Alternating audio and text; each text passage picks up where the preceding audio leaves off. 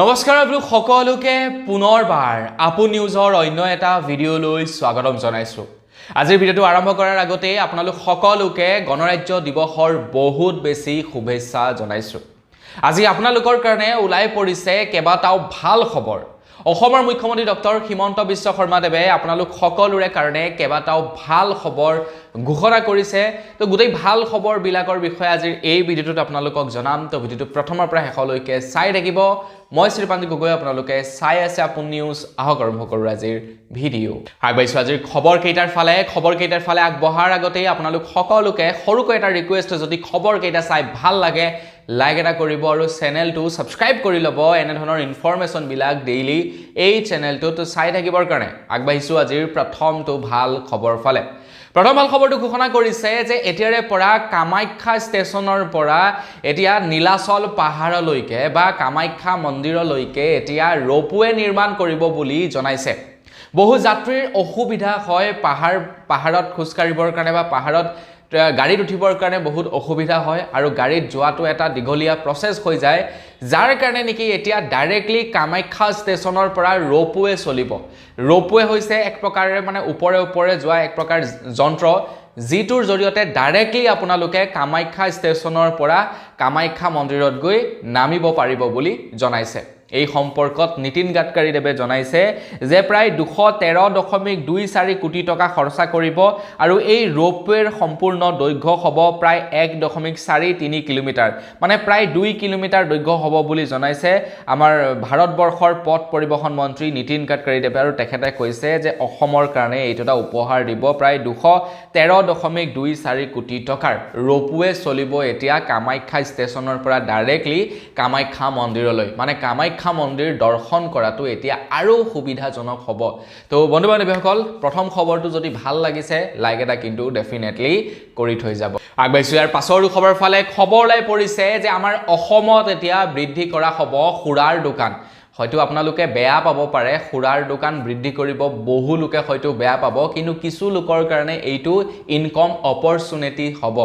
আপোনালোকে যদি সুৰাৰ বিপণী খুলিব বিচাৰে তেন্তে আপোনালোকে এতিয়া অসম চৰকাৰৰ পৰা অনুজ্ঞাপত্ৰ ল'বৰ কাৰণে আবেদন কৰিব পাৰে। আপোনালোকক এখন সুৰাৰ বিপণীৰ অনুজ্ঞাপত্ৰ দৰকাৰ হৈছে নেকি বা আবকাৰী অনুজ্ঞাপত্ৰ দৰকাৰ যদি হৈছে তেনেহ'লে অনলাইন পৰ্টেল মুকলি কৰা হৈছে অনুজ্ঞাপত্ৰৰ বাবে। শীঘ্ৰেই আপোনালোকে আবেদন কৰক। আমাৰ অসমৰ বহু সংখ্যক ৰেভিনিউ মদৰ পৰাই আহে, মদৰ পৰা যথেষ্ট পৰিমাণৰ টেক্স কালেক্ট কৰে আমাৰ অসম চৰকাৰে, আৰু যাৰ কাৰণে নেকি অসম চৰকাৰে হয়তো এতিয়া সুৰাৰ বিপণী বৃদ্ধি কৰিব বিচাৰিছে। এতিয়া আমাৰ অসমত প্ৰত্যেক দিনাই কিমান কোটি টকাৰ সুৰা বিক্ৰী হয় তাৰ কোনো ঠিক নাই, কিন্তু যেতিয়াই নেকি মাঘৰ বিহু 31 ডিচেম্বৰ 1 জানুৱাৰী আহে তেতিয়া অত্যাধিক সুৰা বিক্ৰী হয়, আৰু সেইকেইটা দিনতে অসম চৰকাৰে বহু পৰিমাণে টেক্স কালেক্ট কৰে, আৰু যিমানেই টেক্স কালেক্ট কৰিব সিমানেই অসম চৰকাৰ ধনী হ'ব, আৰু যাৰ বাবে নেকি হয়তো এতিয়া অসম চৰকাৰৰ ফালৰ পৰা সুৰাৰ বিপণী আৰু বৃদ্ধি কৰাৰ কথা চিন্তা চৰ্চা কৰিছে। এতিয়াতো গাঁৱে গাঁৱে সুৰাৰ বিপণী হৈছে। আমাৰ অসম চৰকাৰে এই যে আপোনাৰ দেশীয় সুৰাৰ বিপণীবিলাক দিবলৈ লৈছে, তো সেইবিলাক গাঁৱে গাঁৱে হ'বলৈ লৈছে। মুঠৰ ওপৰত সব জেগাতে সুৰাৰ বিপণী হ'ব, সুৰা সহজলভ্য হৈ পৰিব, চবেই মদ খা, একদম বিন্দাস, চৰকাৰৰ অৰ্থনৈতিক উন্নতি কৰ। আগবাঢ়িছোঁ ইয়াৰ পাছৰটো ভাল খবৰ ফালে। ইয়াৰ পাছৰ ভাল খবৰটো আমাৰ অসমৰ যিসকল নৱপ্ৰজন্মৰ খেলুৱৈ আছে তেওঁলোকৰ কাৰণে এটা বিৰাটেই ভাল খবৰ ওলাই পৰিছে। আপোনালোকে বাৰু খেলৰ লগত জড়িত নেকি? আপোনালোকৰ ঘৰৰ ল'ৰা ছোৱালী খেলৰ লগত জড়িত নেকি? কমেণ্ট ছেকশ্যনত জনাব। অসমৰ মুখ্যমন্ত্ৰী ডক্টৰ হিমন্ত বিশ্ব শৰ্মা দেৱে যোৱাকালি বৰ্ষাপাৰা ষ্টেডিয়ামত উপস্থিত হৈ তেখেতে জনাইছে যে গুৱাহাটী আৰু ডিব্ৰুগড়ত এতিয়া খেলা ল'ৰা ছোৱালীসকলৰ কাৰণে হোষ্টেল নিৰ্মাণ কৰিব বুলি জনাইছে। গুৱাহাটীত 1000 জন ল'ৰা ছোৱালী থাকিব পৰা হোষ্টেল আৰু ডিব্ৰুগড়ত 500 জন ল'ৰা ছোৱালী থাকিব পৰা হোষ্টেল নিৰ্মাণ কৰিব। যিসকল খেলৰ প্ৰতি আগ্ৰহী, যিসকল ল'ৰা ছোৱালী খেল খেলাৰ প্ৰতি বহুতেই ইচ্ছুক, তেওঁলোকক সেই হোষ্টেলত থকাৰ সুবিধা প্ৰদান কৰি দিব। থকা খোৱা সকলো অসম চৰকাৰে দায়িত্ব ল'ব। তেওঁলোকে যেতিয়া পৰ্যন্ত এটা পৰ্যায় নাপায়গে তেতিয়া পৰ্যন্ত তেওঁলোকক খেলাৰ সুবিধাকণ দি থাকিব, প্ৰেক্টিছ কৰোৱাই থাকিব। ডিব্ৰুগড়ত খুলিব 500 জন ষ্টুডেণ্ট একেলগতে থাকিব পৰা হোষ্টেল, আৰু আনফালে গুৱাহাটীত খুলিব 1000 জন ষ্টুডেণ্ট একেলগতে থাকিব পৰা হোষ্টেল। যিসকল খেলৰ প্ৰতি আগ্ৰহী তেওঁলোকৰ কাৰণে এইটো এটা বিৰাটেই ভাল খবৰ।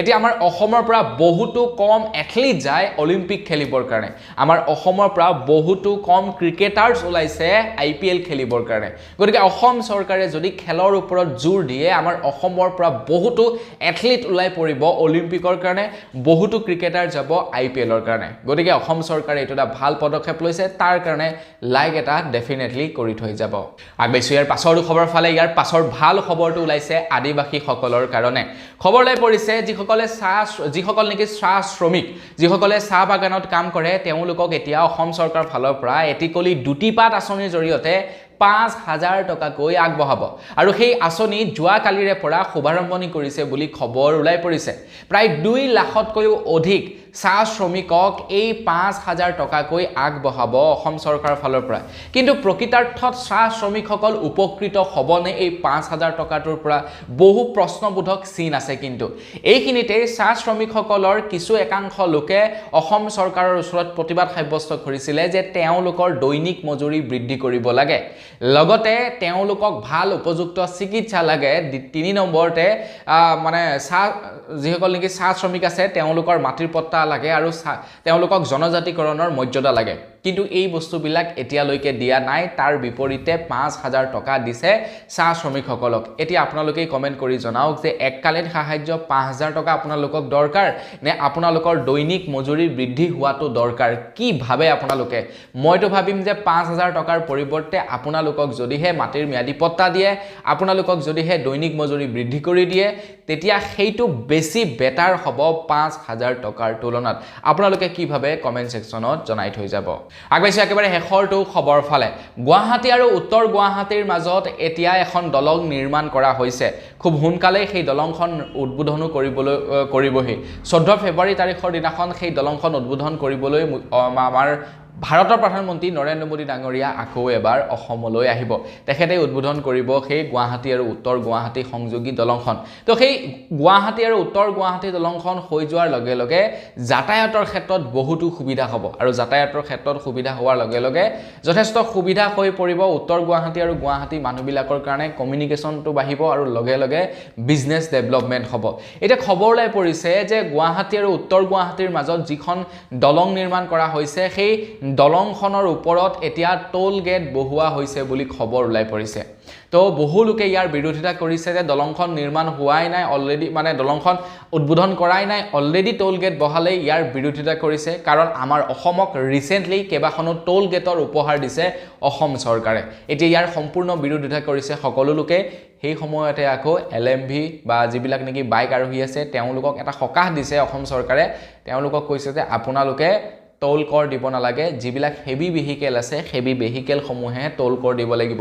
যেনে ডাঙৰ ডাঙৰ ডাম্পাৰ হৈ গল কিবা হৈ গল বাস হৈ গল সেইবিলাকে দিব লাগিব লাইট মটৰ ভেহিকেল যিবিলাক আছে সেইবিলাকে টোল কৰ দিব নালাগে বুলি জনাইছে এতিয়া এটো ভাল খবৰ বুলিয়ে কম নে বেয়া খবৰ বুলিয়ে কম আপোনালোকে নিজেই ডিসাইড কৰি লব তো বন্ধুসকল গল্প আজিৰ ভিডিও জনাবলগা খবৰ ইমান কেইটাই আছিল খবৰ কেইটা জানি কেনে পালে কমেন্ট সেকশনত জনাব যদি ভাল লাগিলে লাইক এটা কৰি থৈ যাব চেনেল যদি সাবস্ক্ৰাইব কৰা নাই সাবস্ক্ৰাইবটো কৰি লব পুনৰ টাইপটো লগ কৰাৰ খজলে ভিডিও মাগিছো ধন্যবাদ জয়